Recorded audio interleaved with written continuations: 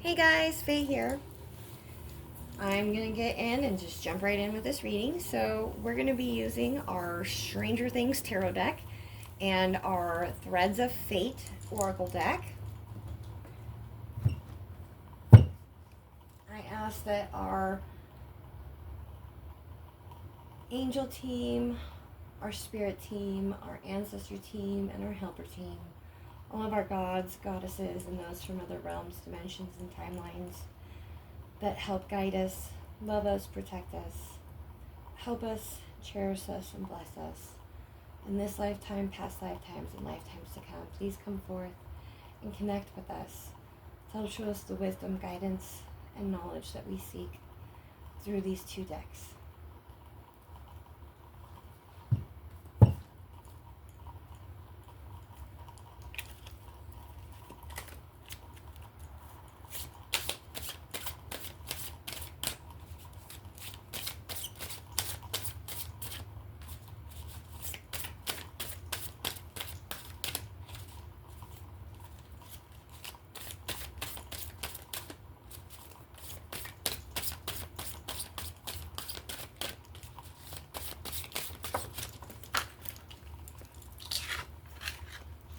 Right.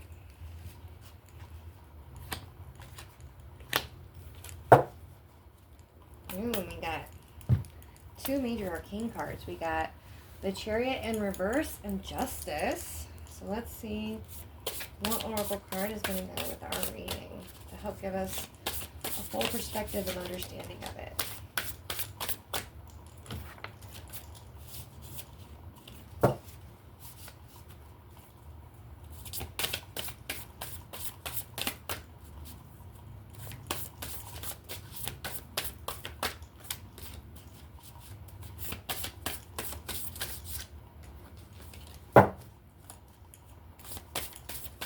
And I do read reversals.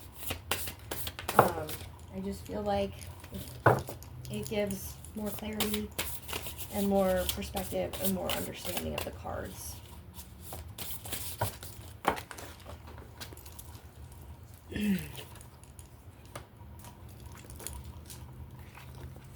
Okay, so we got our one oracle card, and that is self-love. All right. So, let's see what we got here.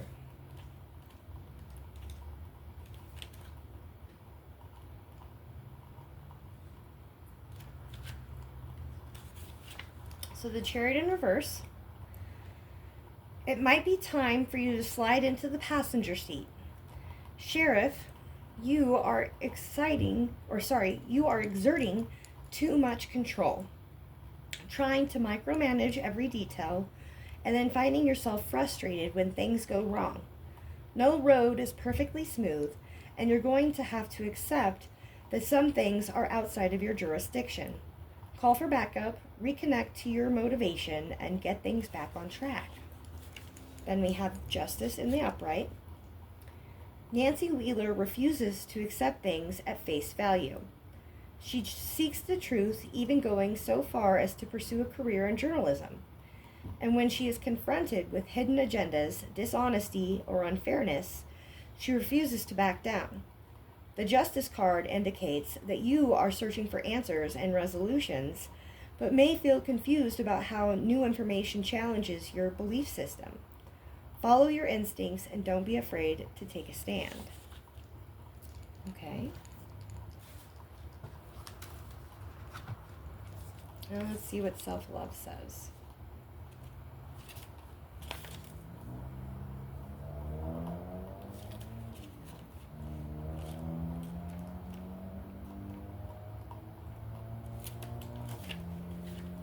And I love this deck because not only does it give a really good meaning of it, but it also gives you your spirit animal, your spirit herb, and your crystal that will help you be able to use this card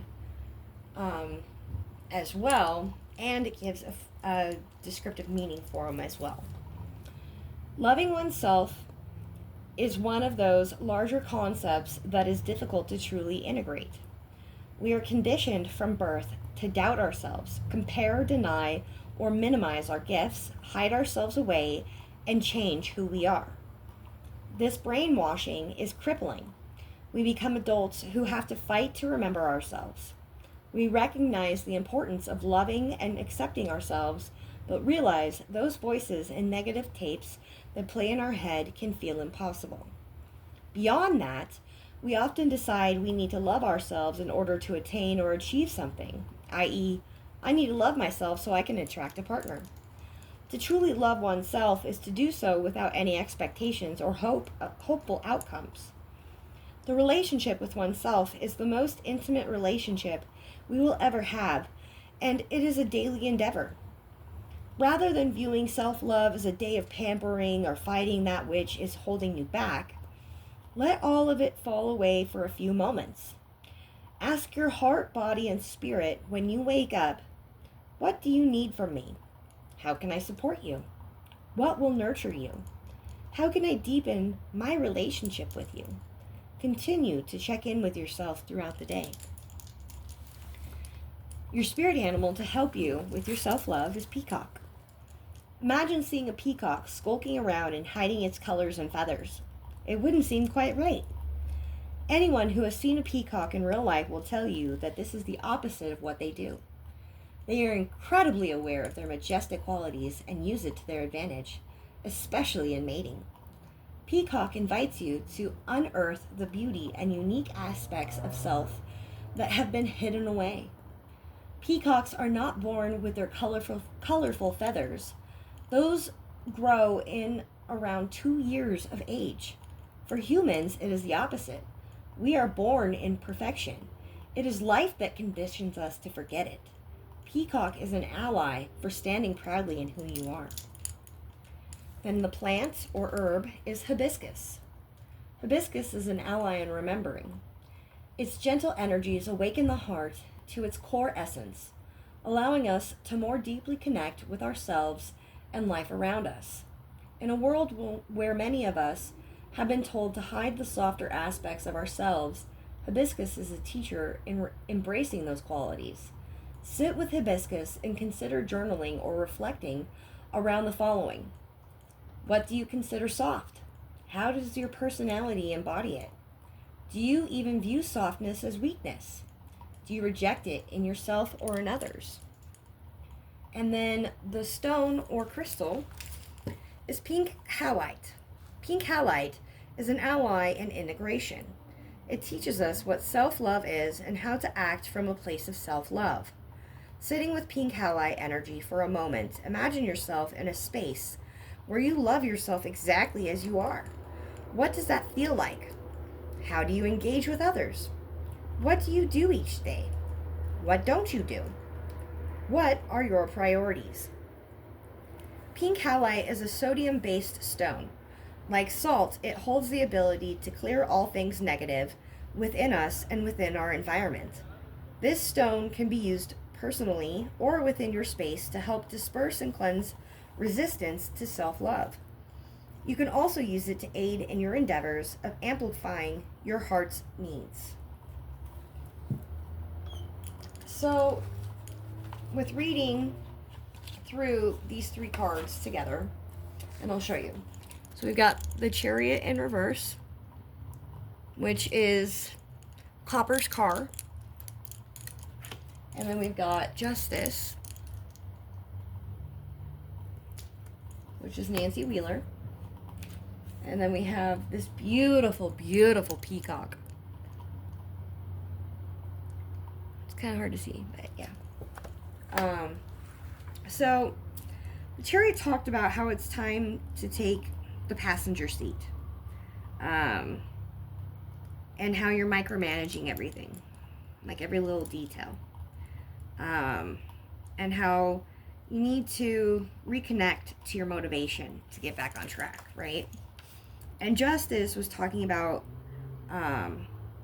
just going balls to the walls to really get down to the nitty gritty of things, and to follow your instincts and to not be afraid. And the self-love card really, I think, is the key here. is that these two cards are saying, like, it's time for you to really figure out by digging deep and by taking some time to yourself, you know, taking a back seat to yourself, like not sitting there judging yourself constantly, and not sitting there thinking, God, I did that wrong, or I did this wrong, or I did that wrong, or I did this wrong, and not sitting there and taking what everybody else says for face value, and not listening to what everybody else has to say, and really just sitting with yourself in a place of love and in a place of true forgiveness of your past, of true happiness, and really ask yourself these questions. Ask your heart, your body, your spirit, you know, when you wake up in the morning, you know, sit there and journal. What do you need from me? How can I support you? What will nurture you? How can I deepen my relationship with you? And then continue to check in with yourself throughout the day. You know, also ask yourself, what do you consider soft? How do you personally embody softness? How do you view softness? Do you see it as a weakness? Do you see it as a strength? Do you reject it in yourself? Do you reject it in others? What does you know, loving yourself look like? What do you do to engage with others in love? What do you do for yourself each day in love? What don't you do? What are your priorities? You know, these are things that you should really sit down with yourself in a safe space, you know, with your altar, your candles, your altar items, your crystals, your incense, you know, your cards even, and ask your own cards. You know, if you would like, I would love to do a more personal reading for you and give you a lot more insight on this to help you as well. And just really dig deep within yourself to help yourself find that self-love, because it's really hard to find self-love nowadays, because everybody talks about it, you know, he tells you how to do it, and figuring out how to do that self-love is hard as fuck. It really is. Sorry, pardon my French, but it's true. It's super hard. But you know what? Once you find it, it's amazing to be able to respect yourself enough to give yourself permission to love yourself. So I hope this helps. If you are interested in a more personal, private reading, please reach out to me. I would be more than happy to help with this, because I think this is a very big thing. I also have a shadow workbook that I created. It's 88 pages. And I think it really helps on this subject a lot. It helped me a lot. And that's why I created it. You can find both of these things on my website. It is www.enchantedmysticalhealingwithfaye.simdif.com. And I've got all that on my website. So yeah, I hope this helps you guys. I love you all. Namaste, bitches.